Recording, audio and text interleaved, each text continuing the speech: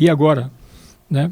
Estou muito feliz por isso, agradecer a oportunidade a vocês, ao telespectador, ao ouvinte, né, que nos acompanha, e poder contar um pouquinho da nossa experiência, da nossa vivência, né, dentro desse esporte maravilhoso que é o futebol, né, que está enraizado na nossa cultura. E agora, né, também para falar sobre os 53 anos depois de uma experiência maravilhosa pelo Rio Claro Futebol Clube, onde a gente conseguiu reunir uma gama de atletas que participaram daquela campanha memorável do Rio Claro Futebol Clube de 71-72, né? E estar com vocês é um prazer muito grande. Aliás, nós temos imagens aí que o Walter mandou para nós dessa festa que ele fez. É o primeiro encontro, né, que você está fazendo depois de 53 anos, Walter? Justamente. Encontrando com o Eloy e com o Ivan, que é meu grande compadre, né, da educação física e do futebol também, né, nós resolvemos fazer esse encontro. Começamos a discutir de uma oportunidade e coincidiu agora, né, eu era inclusive, né, era para ter ido à Olimpíada junto com a minha esposa, mas problemas médicos não nos permitiram.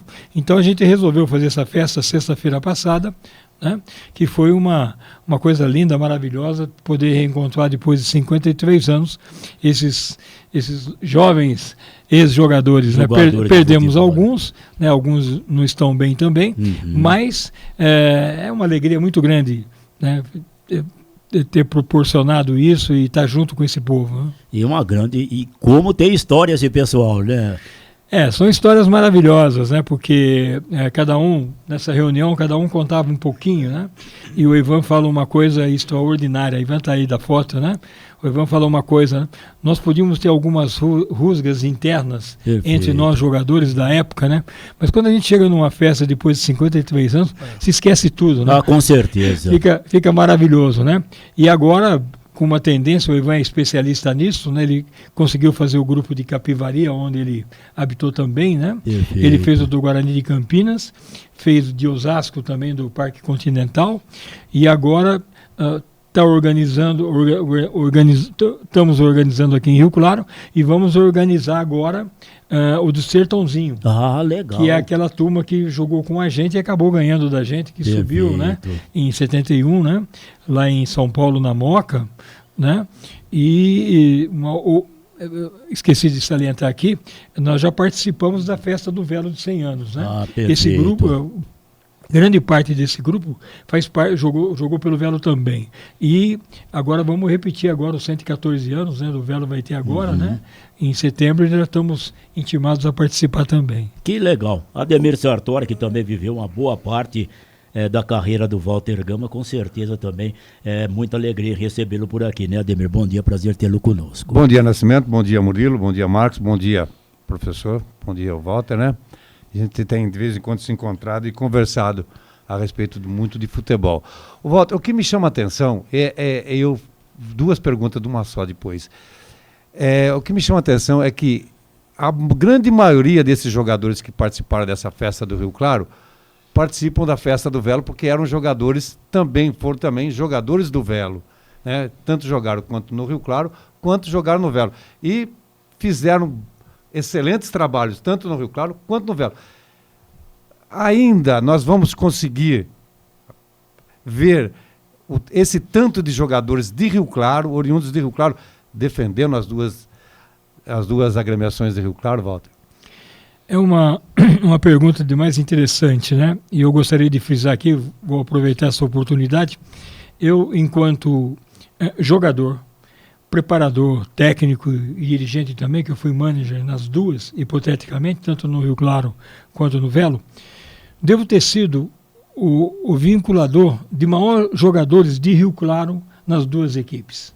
Né? Eu me lembro de um fato de 71, que no primeiro jogo nós estreávamos contra o Itu lá em Itu, né? O Ituano lá em Itu, né? E nós tivemos um acidente de carro, onde 5 jogadores nossos foram acidentados, inclusive o Ivan, o Nelson Chachado, o Pintinho estava também, o Moretti, certo?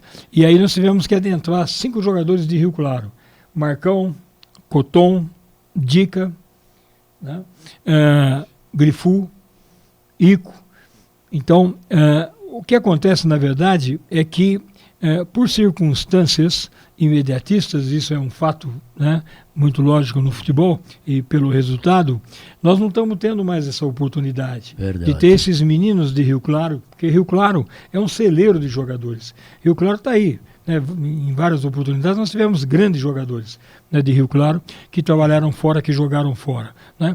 É uma questão de oportunidade de ter esse carinho especial para ver esses meninos, certo? Se adentrar, se evoluir e vir a ser um profissional de futebol na sua própria cidade, que é maravilhoso isso. É verdade. Né? Porque, fundamentalmente, né, nós estamos discutindo muito isso, falávamos em off um pouco aqui, né?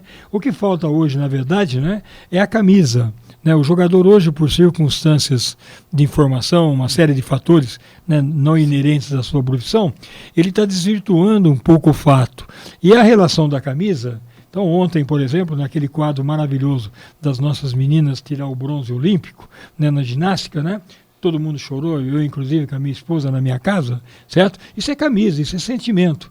E o futebol, na verdade, nós estamos perdendo essa essência por circunstâncias, né? Ainda mais no quesito de quanto custa esse futebol hoje. Verdade. Não dá para perceber, né? Eu estava tentando me exercitar lá em casa antes de chegar aqui, né? Quanto nós ganhávamos em média em 71. Hoje, relativamente, nós não devíamos estar ganhando hoje não mais que R$3.000 por mês. 3 salários mínimos, no máximo, certo? O Rio Claro de 71 custaria hoje. Então você vai fazer uma conta de 1.000, né? Não dá 5 mil, dá R$3.000, certo? Agora, qualquer jogador hoje, você pega uma folha de pagamento, é um absurdo. Quanto ganha um jogador? Nessa última transação do Hendricks aí do Palmeiras, né? 450, agora o Estevão a mesma coisa com o Chelsea, né? Com 500, me parece, né? Certo? São coisas absurdas, né? E qualquer jogador da base hoje já custa uma infinidade, né? Eu vi uma imagem só para corroborar isso, né? Eu vi uma imagem do Hendricks outro dia, ele se apresentando na seleção brasileira, né? E ele sem tatuagem, sem decoração, sem nada, mas com uma bolsinha e tal. Aí eu achei interessante, olha que pureza, maravilha, né? Aí veio uma nota na própria mídia, quanto custava a roupa que o Hendrick estava? R$45.000. Ele estava com uma pochete que custa R$5.000 da Louis Vuitton. Não, desculpa, do Jacarezinho, né? Do Lacoste, certo? Pô, R$45.000, as 2 malas dele, mais o que ele estava vestindo. Né? Agora, nós reportamos, comentávamos lá nessa festa nossa maravilhosa, né? De que, pô, quanto nós custaríamos hoje, né?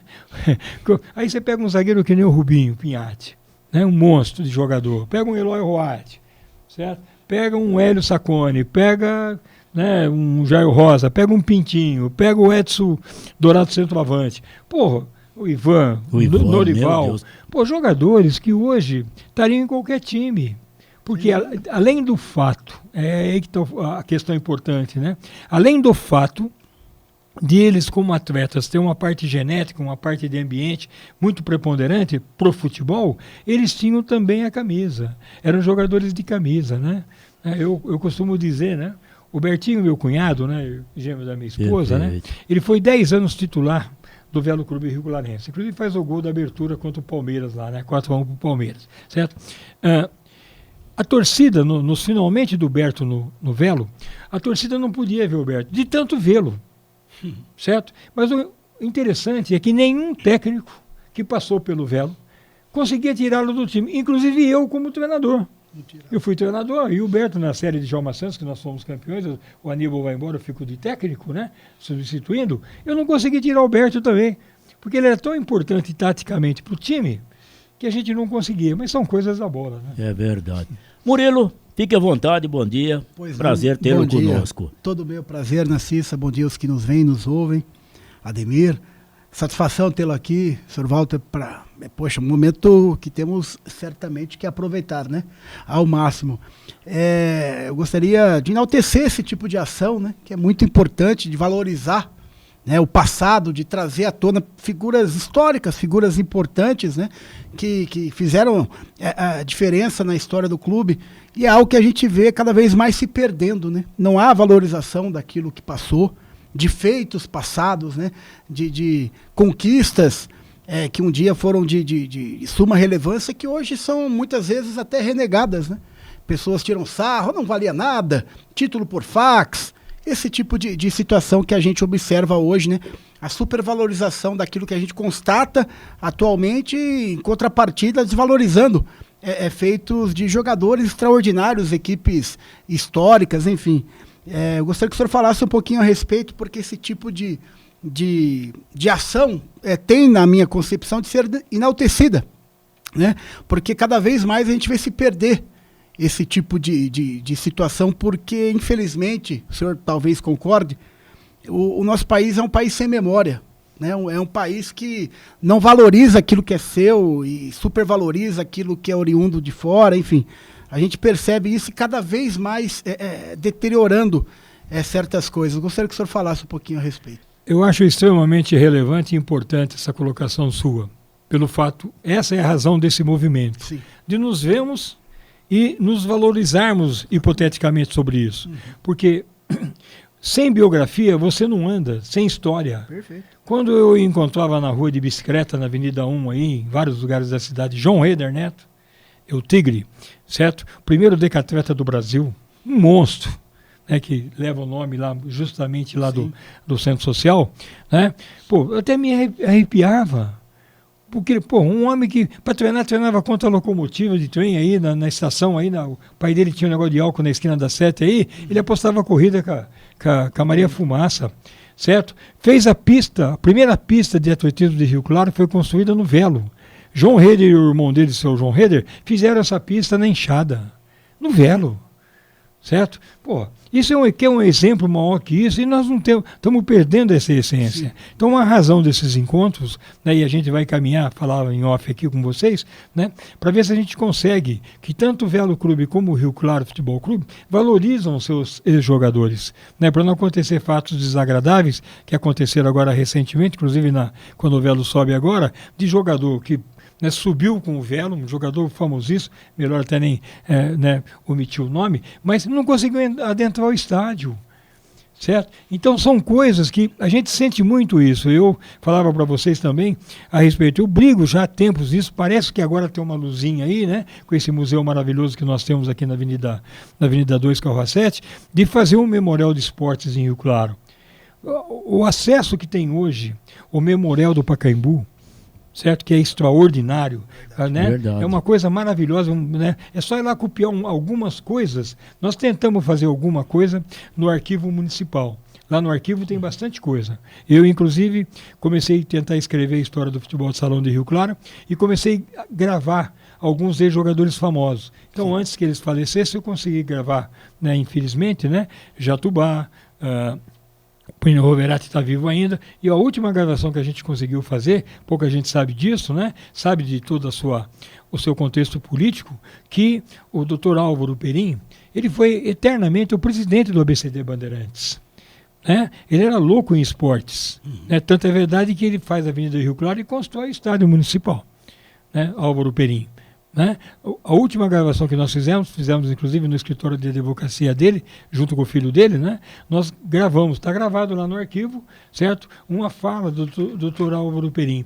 Essa memória é muito importante, certo? As nossas crianças, né? Isso tem que ser uma coisa que tem que ser passada nas escolas. Nós temos que passar. Pô, Rio Claro tem uma história no judô maravilhosa com os irmãos Mubarak, certo? Rio Claro tem um primeiro atleta olímpico com 5 Olimpíadas, que é João Gonçalves, que é peixinho, certo? Coisa até de arrepiar essas coisas, não é verdade? Né? E nossas crianças, nossos jovens não têm esse conhecimento. Aliás, muitos adultos não têm esse conhecimento. Não tem esse conhecimento. Pô, a história do tênis de campo de Rio Claro, né? Diz o nosso famosíssimo, né? Carlos José, falecido, né? Um homem extraordinário, um desportista. Foi o primeiro desportista do Brasil a ensinar um surdo-mudo a ser árbitro de futebol, que era o Arlindo Schmidt, irmão de Tana. Ele ensinou.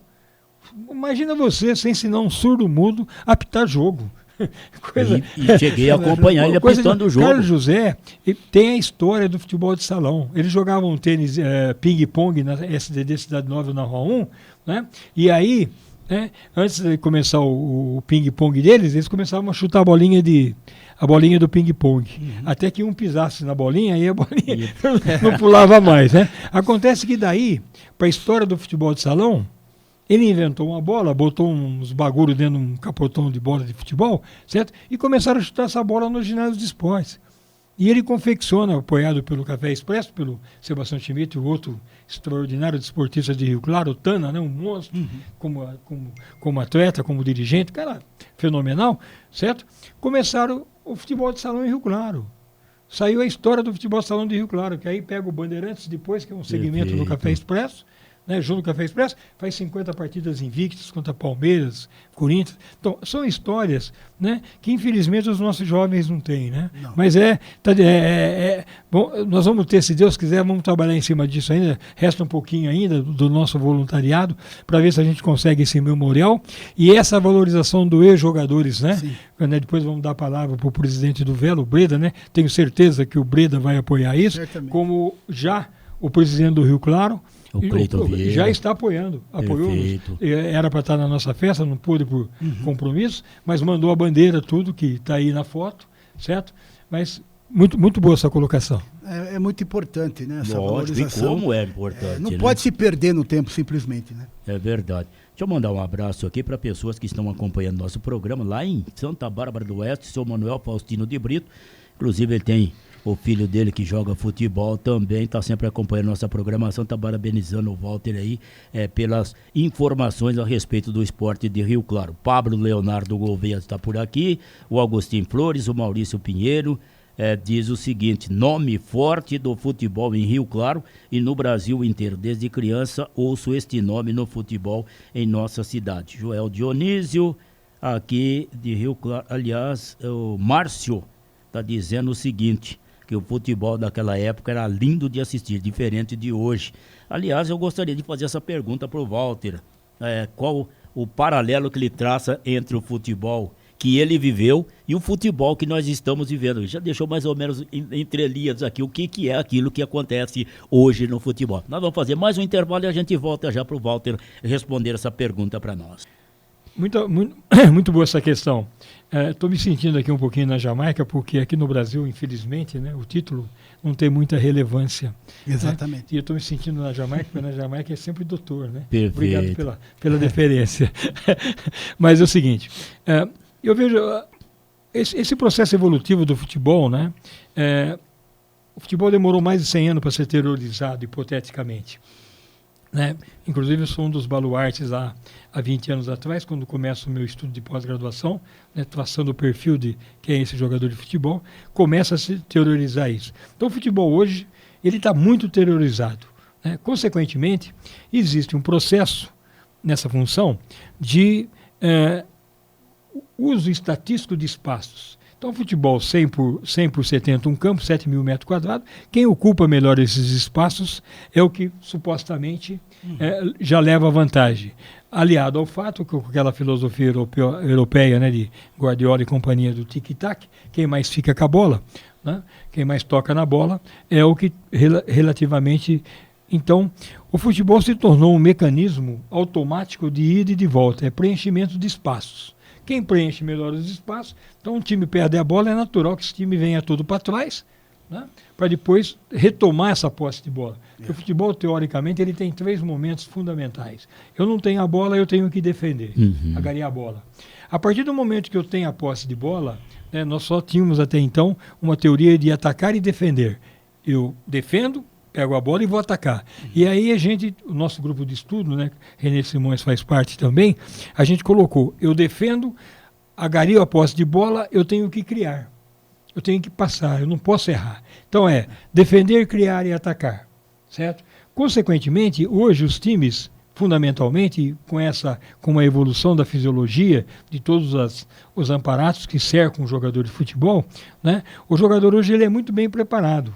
Então ele tem uma dinâmica de jogo, né, porque ele joga muito poucas pessoas sabem disso, mas teoricamente, né, de tempo de bola em jogo, né, o Brasil joga de 45 minutos, não joga mais de 28 a 32 minutos por meio tempo. Perfeito. Certo? Então, e um jogador não pega mais na bola do que de 3 minutos e meio a 4 por jogo.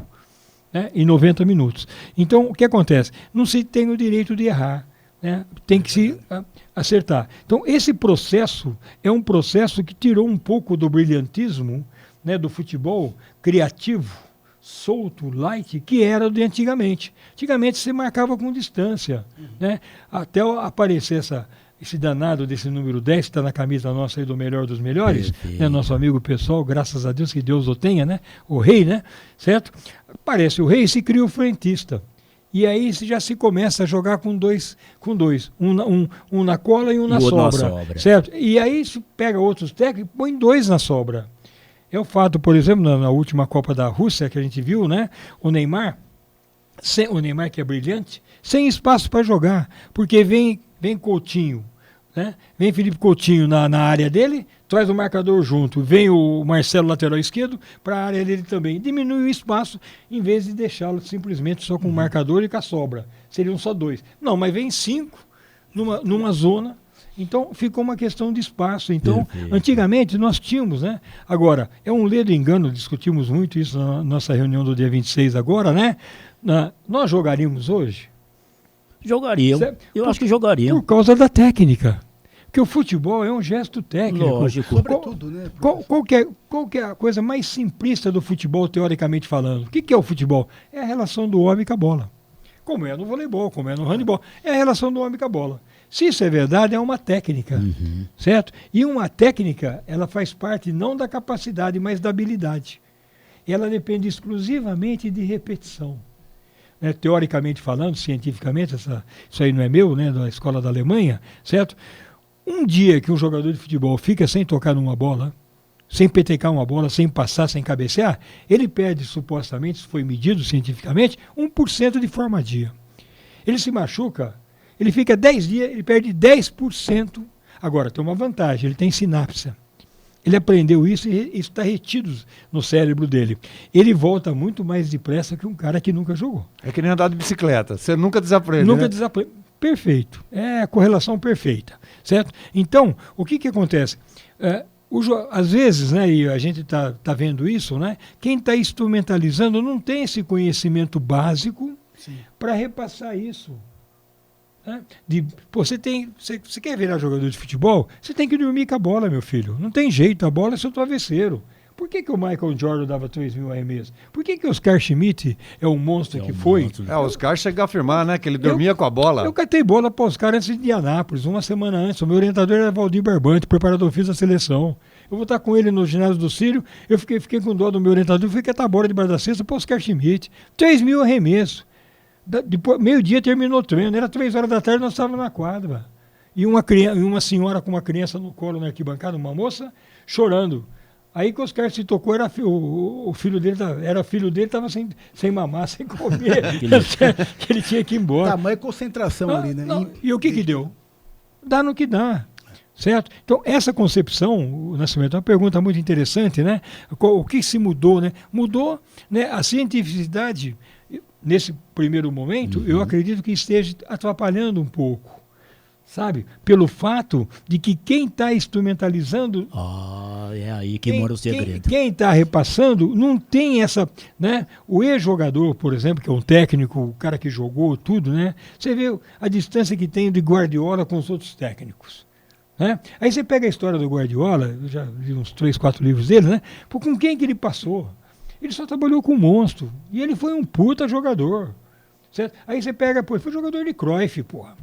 Juan Cruyff, porra. Que era um monstro, foi um monstro de jogador, um monstro de técnico. Sim. Certo? Então, são fatores que influenciam e continuam influenciando. O que nós precisamos fazer, no meu entender, é fazer uma retomada, certo? Dessa consistência. E outra coisa, né? Devido à segurança, nós perdemos a liberdade da rua, que é a pior coisa que existe. Né? Verdade. Nós perdemos a criatividade. Criança até 12 anos só ficava na rua, foi meu caso, o seu, do Odimir, dele. Certo? Nós ficávamos na rua, não é verdade? A mãe tinha que chamar. Hoje não se pode mais deixar isso. Então, essa liberdade que a rua nos permitia, não tinha bola, a gente confeccionava a bola de meia, certo? Chutava lata, chutava qualquer coisa. Não é isso? Verdade. Jogava bolinha de gude. Eu saía do Marcelo Schmidt e ia jogando bolinha de gude com o meu irmão até na minha casa, que eu morava na Cidade Nova. Certo? Na rua, na calçada. Não é verdade? Bom, Por isso você- que os técnicos de hoje têm dificuldade de passar para os atletas dele, falta de conhecimento, o que acontece? O técnico hoje, na verdade, eu acredito, né? Hoje Principalmente o brasileiro. já tem. Ele está muito embasado, teoricamente, ele está muito bem embasado, certo? E aí está aí. Alguns técnicos não tiveram o privilégio de ter essa experiência prática, de vivenciar isso, né, no jogo, né? Porque vocês sabem, você jogou um pouco também, Nascimento sabe disso, Ademir, não sei a história dele, né? Eu não sei a sua história também. Mas veja bem, quem já fez vestiário, quem já teve a emoção do vestiário, quem já... Pô, eu tinha que dar o primeiro chute, se eu não desse o primeiro chute eu ficava louco. Fica desesperado. Certo, eu, pô, aí, verdade. né, eu tinha uma, quando eu me torno profissional, saio do Amador do Rio Claro para Inter de Limeira, para me profissionalizar, certo? Eu tinha um caguete, assim, pô, eu tinha 3 bolas. A primeira bola que eu disputava, certo?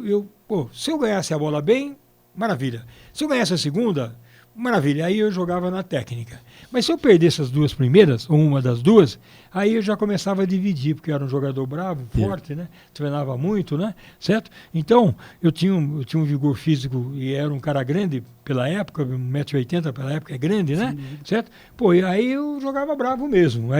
Porque eu acho que não ia, as coisas... Ia não, pela raça não- depois, né? Não, punha o coração mesmo. Lógico. Certo?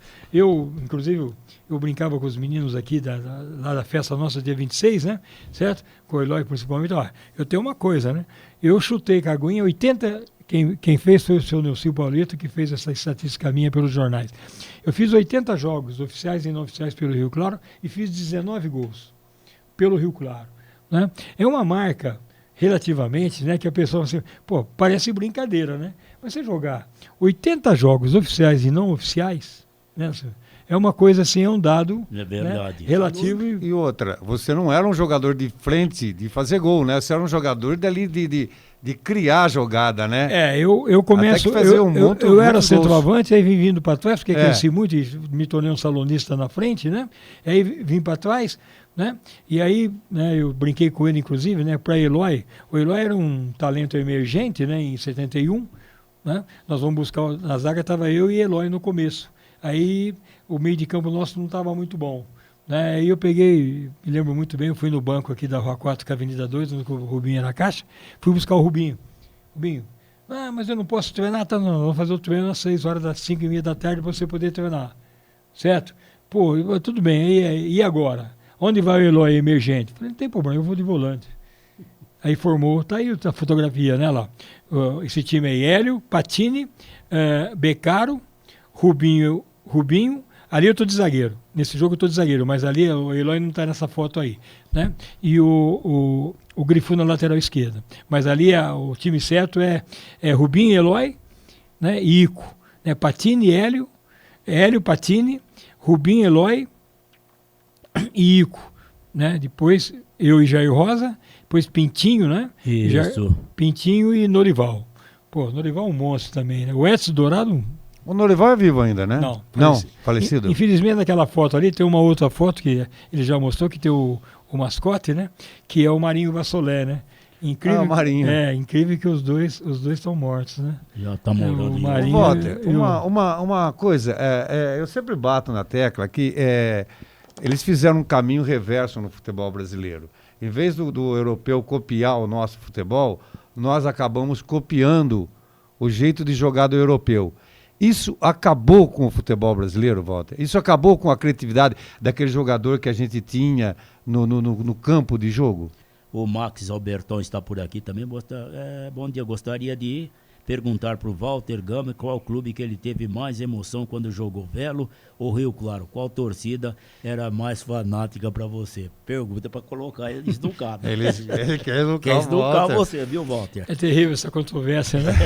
Eu sou cria do Rio Claro, eu me crio no Rio Claro, né? Saio para ser profissional do Rio Claro. Aí quando eu volto a ser profissional em Rio Claro pelo Velo. Pelo Velo. Né? Então eu tenho uma afinidade com os dois times, né? Evidentemente que, como jogador, foi muito mais glorioso a minha passagem pelo Velo em 68, que tem um super time. Eu faço o gol, né? Que combina com o título tal, né? Da série naquela época, né? Famosa Djalma Santos. Então é uma coisa que ficou. Agora, em 70 também eu volto para o Rio Claro como profissional, fui técnico também do Rio Claro, né? Então eu tenho os dois clubes, né? E foi dirigente do Velo também, Também né? fui manager do Velo, fui manager do Rio Claro também, né? Eu tive umas peripécias aí. Perguntando aquilo que eu disse, respondendo ao Ademir também, em relação se essa Copa Europeia veio mais para prejudicar do que para contribuir, né?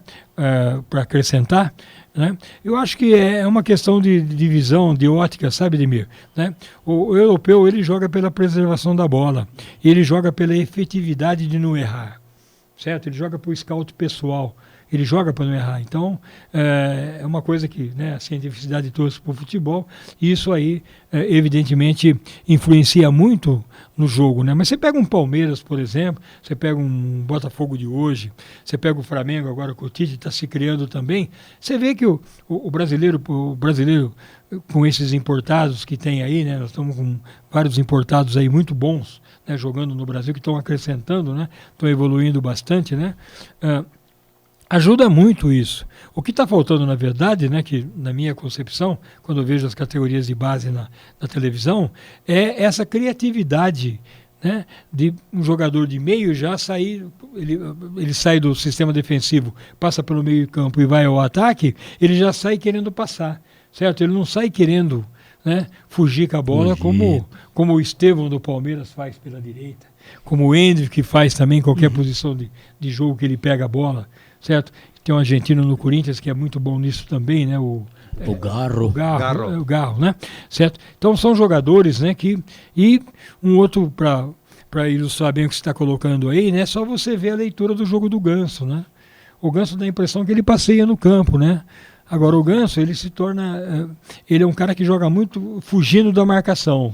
E o Ganso, inclusive, se você for pegar o scout dele, é um cara que não erra. Ele joga para não errar. E o que é incrível, ele não olha para a bola. Ele não olha para a bola. Isso o Armando Nogueira falava de Pelé, né? É verdade. Que a bola, todo mundo fala que a bola não faz parte do teu corpo. O Armando Nogueira, o cronista esportivo, falava que o Pelé é o único cara diferente, que a bola faz parte do corpo. Fazia parte do corpo dele. Corpo dele. O Messi é atualmente, né? Perfeito. O Messi é Perfeito. outro desse. Não, mas o que eu acho interessante, tanto no Neymar quanto no Ganso, que eu vi os dois jogando, eles não olham para dar o drible, para fazer a jogada, eles não olham para a bola. O Ronaldinho Gaúcho, eles não olham, dá a impressão que a bola... Isso aí, Edmir, isso aí é a prática, isso é repetição. Isso é repetição. É jogador, qualquer Ronaldinho Gaúcho, você deu um exemplo fenomenal aí. A bola é terrível, a bola faz parte do corpo dele. Messi, como o Nascimento colocou aqui, a bola faz parte do corpo deles. Eles nem estão aí, estão tão acostumados a sentir o peso da bola, o volume da bola no contato dele.